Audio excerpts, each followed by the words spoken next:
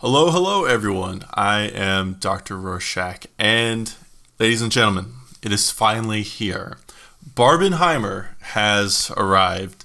The most unintentional viral marketing campaign in film history has brought us two polar opposite films, which I think added to just the sheer excitement of seeing both of these movies back to back. Barbenheimer will genuinely probably be studied, analyzed, and even attempted to be recreated in the future, but nothing will ever be able to recreate this genuine magic that the film community has felt in the air with Barbenheimer. Personally, I saw both of these movies back to back at the Alamo Drafthouse, but you don't need to see these movies back to back on the same day. You are fine seeing these two movies on separate days. I think the real magic of Barbenheimer was just seeing two incredible filmmakers make something with incredible actors and actresses filled throughout the screenplays. So without further ado, I am going to review both Barbie and Oppenheimer together. Oppenheimer is going to be the first review, and if you're only interested in my Barbie review, I'm going to put a timestamp up on the screen of the video, and this is when the Barbie review will start.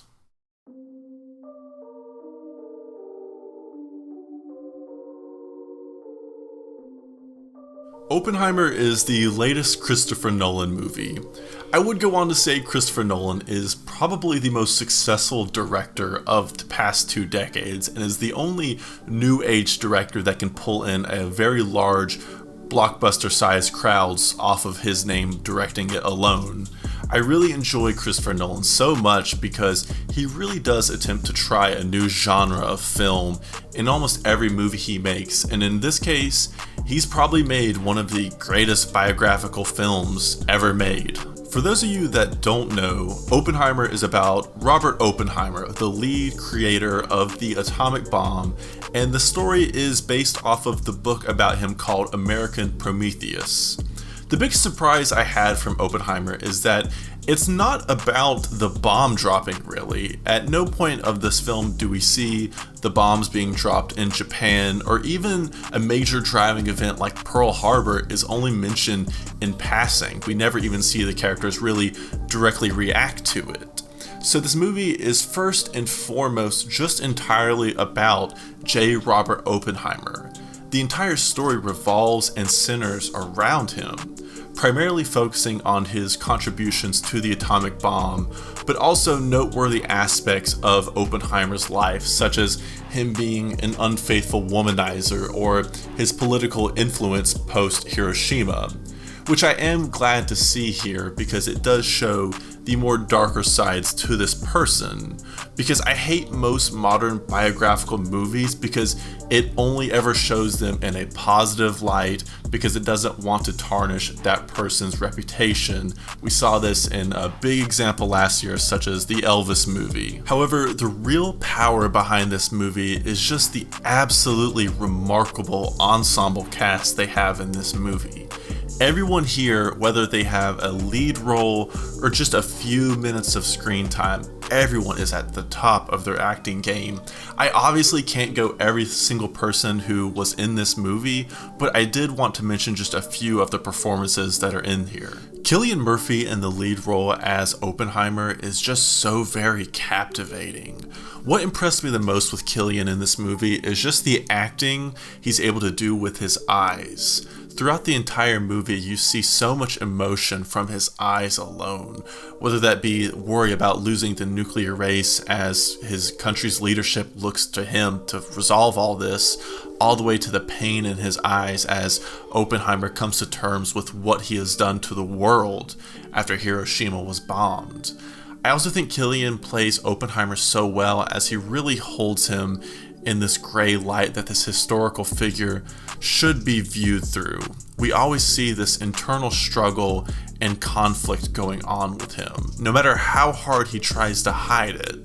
Cillian takes center stage here in every single moment he's in, and I fully expect him to be getting lead Oscar nominations from his performance in this movie. I think the best performance here is Robert Downey Jr. as Louis Strauss. I don't think this movie can really have caricature labels to the people in it, but Downey's character is basically the antagonist here, or at least the antagonist to Oppenheimer.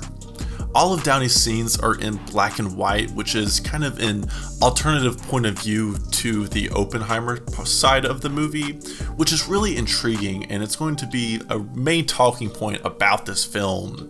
This is the best acting from Robert Downey Jr. in over a decade, and similar to Cillian, he's going to be leading supporting actor nominations from this performance here. Something I will note is outside of Cillian, Emily Blunt, and Robert Downey Jr., most actors have between a minute to 5 minutes of screen time here with this large ensemble cast, some even less than that. Like, I'm pretty sure Josh Peck had 45 seconds of screen time, but I did want to comment on some of the smaller roles in this movie that I really enjoyed with their screen time. Benny Safdie, who is an indie film director but has been doing more with his acting skills, is shockingly really good in this movie. I also think Rami Malek, who I'm usually not the biggest fan of, does a really good job here for the little screen time he has. And the biggest surprise for me here was Dane DeHaan, who I kind of had wrote off, and someone who I've not seen in a movie in over 10 years. He is really good here, and he's making me want to see him in more after this. One thing I did want to give a shout out to was just the incredible score in this movie. At first I thought it was Hans Zimmer, but this movie score is actually by Ludwig Göransson, and Ludwig did a phenomenal job here. It has this very fast-paced, epic sound to it, and it feels like a countdown to a bomb. It's the perfect example of how to craft and weave a very powerful, dramatic score into a narrative-heavy driven story. So there is a bomb scene in this movie, and it will definitely shake you visually and audibly. Nolan has done an incredible job here with the effects here of recreating this bomb drop, filling the audience with pure stress with the thought of the fact that everyone could just die from this just from the test alone. I really enjoyed the bomb scene in this movie, even though it's obviously, like I said, the movie is not revolving around the bomb here. I don't have any major complaints for this movie, and I think the only minor issue I had with this movie was some of its scenes moved a little bit too fast, and the camera angles become very choppy, which becomes noticeable in a slow burn narrative drama like this, but that is just a minor complaint for me. Also, this movie doesn't really need to be seen in IMAX like they've been making it out to be. Other than the bomb scene, there's zero scenes in this movie where you're wishing that you were seeing this in IMAX, unlike something Nolan's done in the past, such as Dunkirk. But overall, I think Oppenheimer is a masterfully made film in regards to its narrative, its performances, and its overall presentation. I personally love morally gray narrative storytelling like we see in this movie.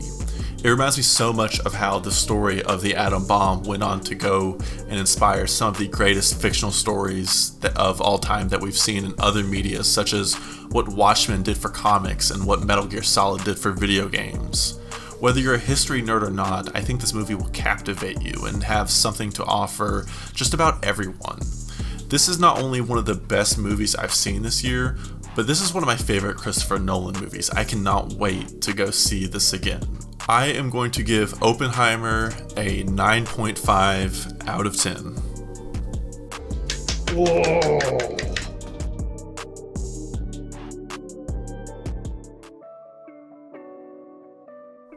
Barbie is the latest film from one of my personal favorite directors of the past decade, Greta Gerwig. Greta directed Lady Bird, which is one of my top 5 favorite films of all time, and I really enjoyed her adaptation of Little Women, so I'll see just about anything that Greta Gerwig makes. Barbie is a movie centering around Margot Robbie and Ryan Gosling as Barbie and Ken, and as Barbie and Ken get to go from Barbie world to the real world, seeing the vast differences between a woman-ruled toy world and the real world, and then having to try and stop these two worlds from bleeding into each other. The first thing I want to say about the Barbie movie is just go with the plot and don't think about it too hard. Barbie coming into the real world, there's no real explanation here. They just kind of go from one to the other. There isn't some buried deeper meaning behind any of it like we saw in the Lego movie. Barbie is just going from the Barbie world to the real world. This doesn't hinder the movie at all for me, but I think some people aren't going to be able to get past this and it may hinder them from enjoying it. But personally, I really enjoyed this movie. What's so shocking about this movie is the humor level that it's going at, taking inspiration from classic parody movies like Monty Python and Airplane. The Barbie movie is basically an officially made parody movie of Barbie. The movie has a PG-13 rating and the humor here is definitely meant for an adult audience. And I think that a lot of the jokes will go over children's heads who do see this, honestly. And when I do say adult level, I'm not saying that in a sexual or R-rated sense, but just more of an adult understanding level. I really like that this movie's humor centers around patriarchy and gender standards, but it does it where no one is really the butt of the joke, but more the overall system itself is the joke. I also think the movie presents the narrative jokes very well with its flip contrast between the Barbie world where women control the world to the real world where we know that isn't so much the case.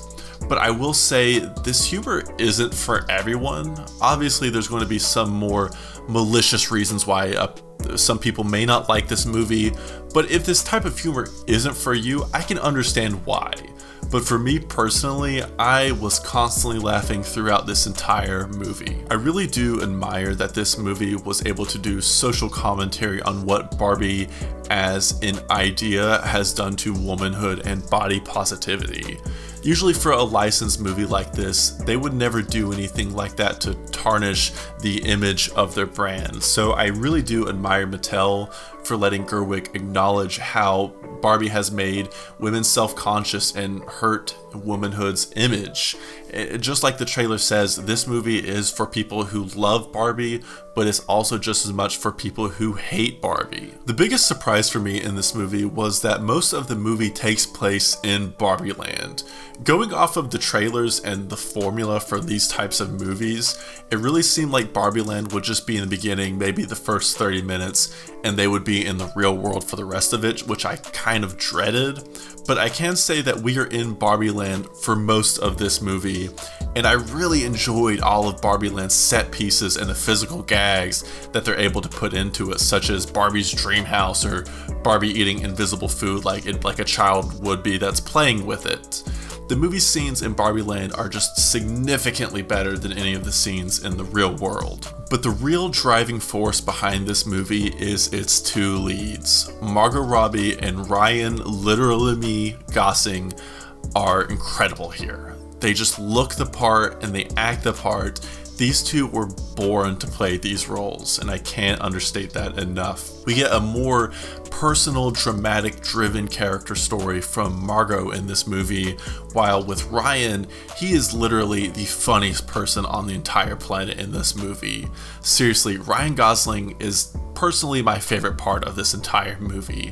He steals every scene he is in, from his physical mannerisms to his dancing to his reactions to patriarchy in the real world.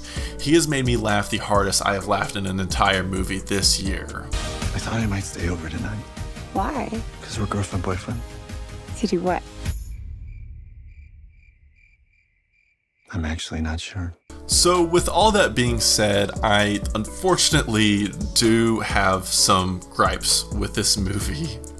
I always notice product placement in movies, and it kind of is an unfortunate necessary thing for movies, and I usually don't care, but the product placement in this movie is just a bit too much. This movie becomes a Chevy commercial for about 5 minutes of the film, and it's extremely noticeable. Even the shots in it is shot like those awful Chevy commercials you've seen where everyone's like, oh, this is a Chevy?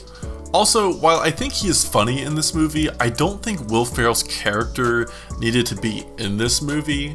He plays the Mattel executive and is trying to capture Barbie, but the movie just kind of forgets about him about 2/3 through. He kind of goes away for about 30 minutes and just shows up at the very end of the movie, and I said to the person next to me, I kind of forgot he was even in this movie. Genuinely, I just think his scenes and character could have been removed from the plot entirely, and it wouldn't have changed too much. But overall, I think Barbie is the best a Barbie movie could be. I was hoping for the best, but expecting mediocrity from it, so it being a really good film was a very pleasant surprise to me. From the imaginative set pieces, the colorful performances of its two leads, to the narrative social commentary that does have a surprisingly powerful message interwoven through it that does come to a bubble at the end. Barbie does so much more right than it does wrong, and this is one of the funniest movies this year, and similar to Oppenheimer, I'm very excited to go see this again. I am going to give Barbie an 8.5 out of 10. So that was Barbenheimer. It's definitely been a journey, and it's hard to believe that this year-old joke is finally over now. While it was fun to see both in the same day for the memes, I am just more thankful that I got to see two of my favorite film directors make another masterfully made film to add to their catalog. Barbenheimer will forever be remembered in film history, and movie studios are probably going to attempt to recreate this, but it's never going to come close to the genuine magic and excitement the film community came together to create to enjoy these two movies. But what did you guys think? Have you seen either of them, and if so, which one did you like more? Feel free to let me know down below. As usual, I am Dr. Rorschach, and thank you so much for watching.